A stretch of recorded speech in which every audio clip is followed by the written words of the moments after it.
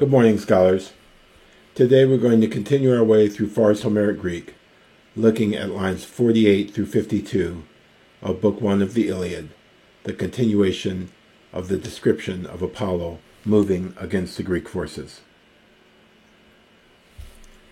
Hes detepet tapanute neon, meta dion heike, dene deklagen genet Artgur o bioio, ureas men proton epoiketo kaikunas argus, auta epetautoisi belos ekepiukes epies, bal, I de purai nekuon, kai ontotameai.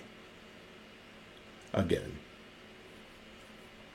Hesdet epetapanute neon, meta dion ege, dene deklage genet, argure elio bioio, ureas men protone poiketo, kaikunas argus, auta epetautoisi, belos ekepiukes epies, bal, I de purai nekuon, kai ontotameai.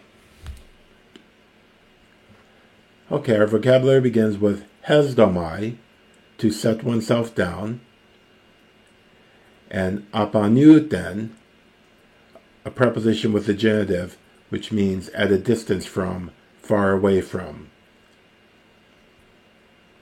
Then, just to look at the principal parts of hesdomai, we have hesdomai, very often compounded katesdomai in Attic, which is, however, less common than katisdomai.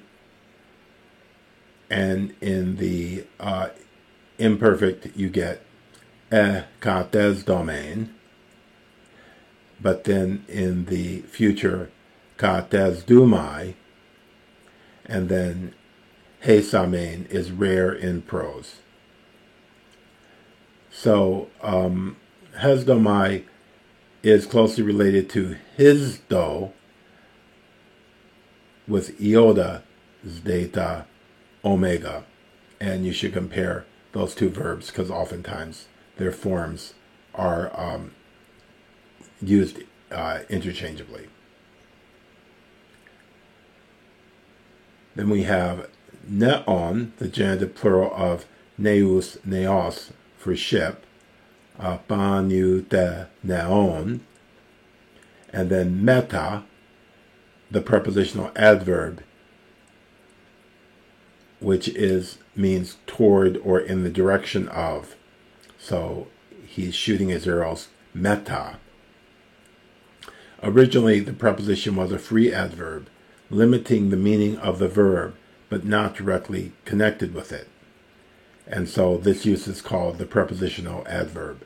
And it's what you see in Homer, whereby the application of the form of the term temesis is actually historically incorrect. Okay, then we have eos, eu, word for arrow, and our verb form ha'eken, the third singular aorist of hi'eme, to send forth, to hurl, to launch, in this case, launching a missile. And the conjugation of hi'eme is one of our irregular verbs that will be treated later, but we might as well get a start on it. So here we have the singular forms of the present, the imperfect, and the second aorist. So hi'eme, hi'es, hi'ese in the present, hi'ein, hi'es, hi'e in the imperfect, and the second aorist we get heika, heikas, heike.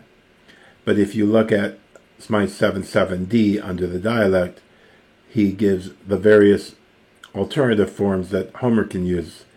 And if you look at the bottom and you see the first aorist, he has Heka, the form that we see in Edik, but also He'eka, which is the form we're looking at here. He'eka. So there is some complexity here, and I find myself just always, when I encounter one of these verbs, I find myself just referring back to Smythe to review the variants and to just consolidate that knowledge in my head, because it's very hard to get these down in the way one can the Omega verbs. Okay, so denos, dene, deno, of noises. It's one that troubles the hearer, terrible or dreadful.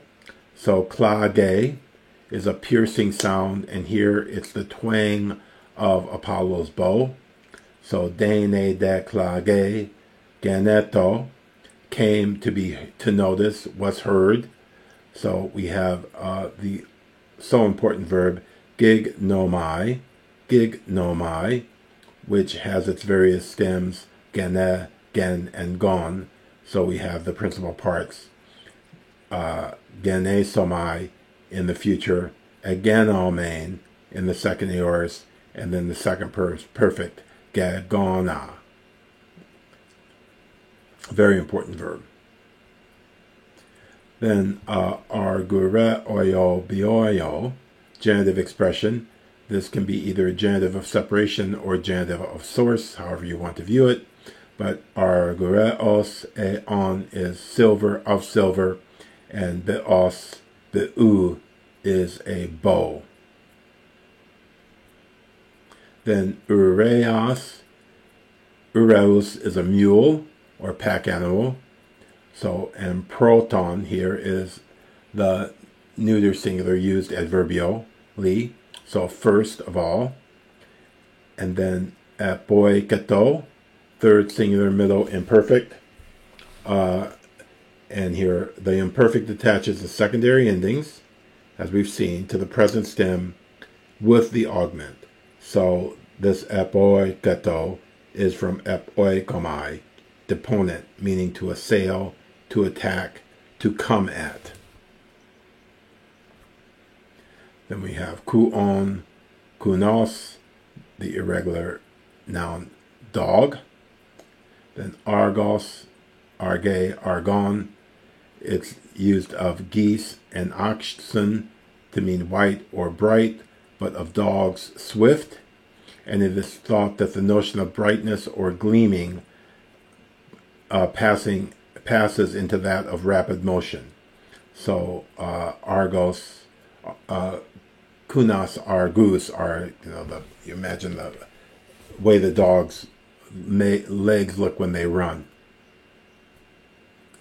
Then altar, artal seems to represent alte, r plus r. If so, the evolution of on the contrary from again is paralleled in the Latin rusus. This particle is virtually confined to epic and later pastoral poetry, its place elsewhere being taken by atar. There appears to be no difference in sense between altar and atar. Like altar, altar often answers to men, which is what we have here. So you have proton men and then altar, but then. So altar, altoise, and altoise here refers to the men themselves, against the men themselves, in contrast to the pack animals. Beleos, neuter, is a missile, whether a dart, a spear, or an arrow, or a stone. But here, of course, it is the arrow of Apollo.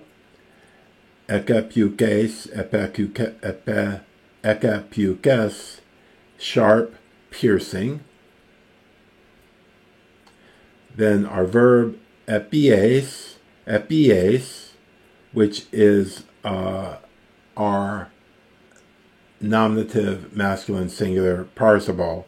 You see this participle declines just like the earlier ones we saw in asa, en.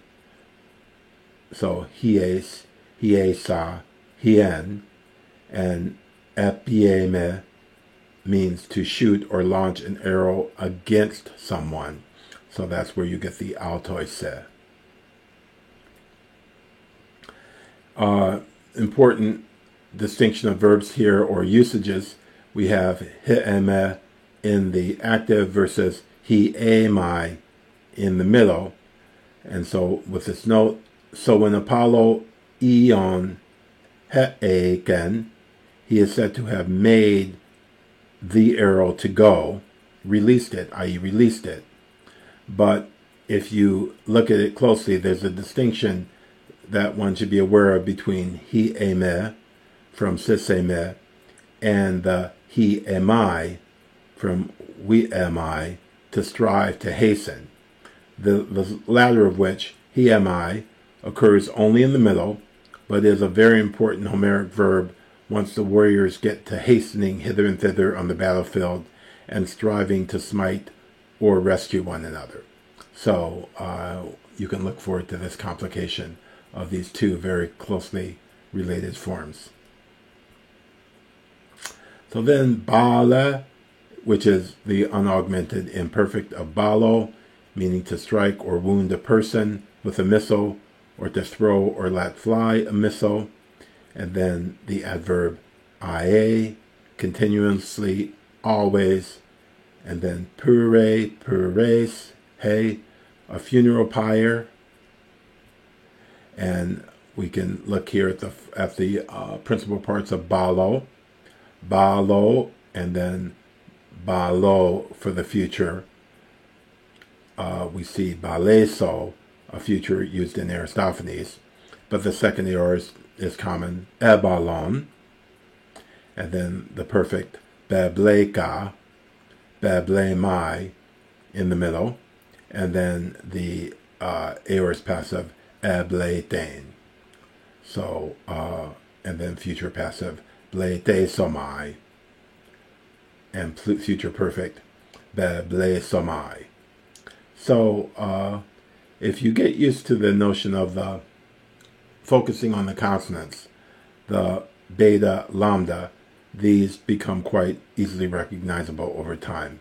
Balo, balo, baleso, ebalon, bebleka, beblemai, ebletein, etc. And then, of course, Smythe gives you the somewhat strange Homeric forms that one will encounter reading Homer. But we'll deal with those as we see them. Then, again, the adverb ae, purai, nakus, nakuos, masculine, is a dead body or a corpse. And then our verb kaio, kaionto, is an imperfect passive, and the passive kaio means to burn or to blaze. And then we have this predicate accusative, predicate nominative, damees, damei, which means set or standing close to one another, falling thick and fast, occurring at short intervals over space. So we are to imagine the funeral pyres, very thickly set on the ground as the heroes' bodies are burnt who have died from the plague. So to look at our principal parts of kaio,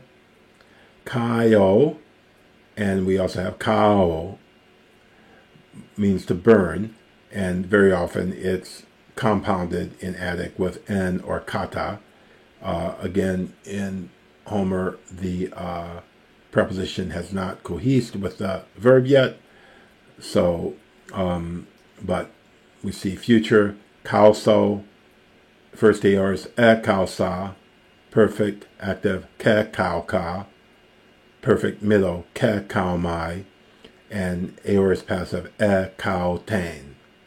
So, kai-o, kauso, kausa, kauka, kaumai, kautain. Okay, so again, this is pretty straightforward because again, we're back in the narrative, a bunch of indicative verbs, no optatives or subjunctives, testing our knowledge of our grammar. But so here we go. Hesdetapet apanuteneon, meta dion eke, dene deklage genet, argure oio bioio, ureas men protone poiketo, kaikunas argus, auta epet autoisi bellois ekapiukes epies, bal, I e de purai neku on, kai ontotame I. Again.